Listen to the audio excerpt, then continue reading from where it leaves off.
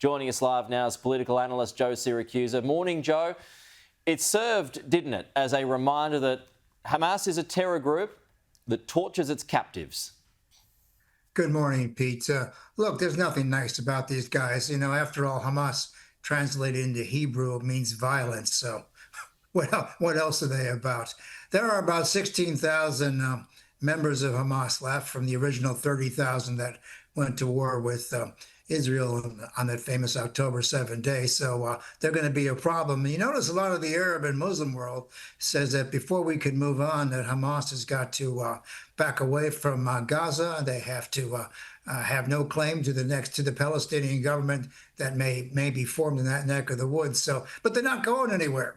And so they are a reminder to us that the war against terrorism, Israel's war against terrorism, is vigilance, eternal vigilance. I mean, these people, they're just going to duck for cover when somebody comes in with a bulldozer. And where do they go next? I'll tell you where they go next. They plan for the next one. So what we have there is a cancer there that isn't going to be cut out for a long, long time. Well, and you got to remember that it's grand plan, its ideology is to wipe Israel off the map.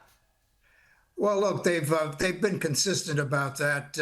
Look, when I was a kid, that used to be the headline in all the paper that Israel's up against 40 million enemies all the time. So had a lot of support in the Midwest. Yeah, well, in every direction. Where I grew up.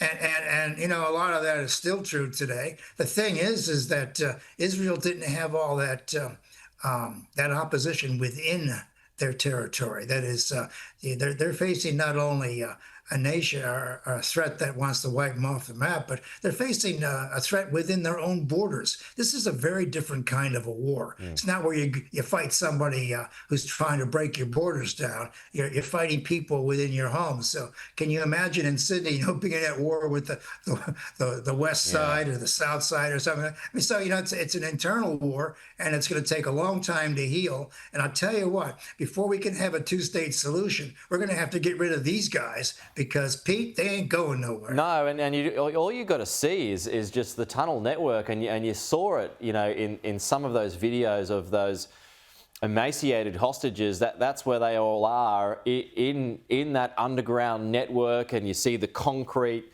arches, just very difficult to get into. Well, yeah, I mean, they've taken their inspiration, of course, from the Viet Cong in the 1960s. I mean, the North Vietnamese and the Viet Cong held off the United States Air Force because of these tunnels. These tunnels are elaborate. People live in them. And, of course, the idea of being a hostage there for several years, I mean, it just boggles the mind to think that humans can do this to each other. But I'll tell you, at the end of the day, it's going to be a very sad place. Hamas could have ended this sooner rather than later, but they've lost. It's just their problem now is where they're going to hide, and I think they're going to hide within Israel itself. Okay, Joe, we'll have to leave it there. Appreciate it, though. We'll chat to you again soon.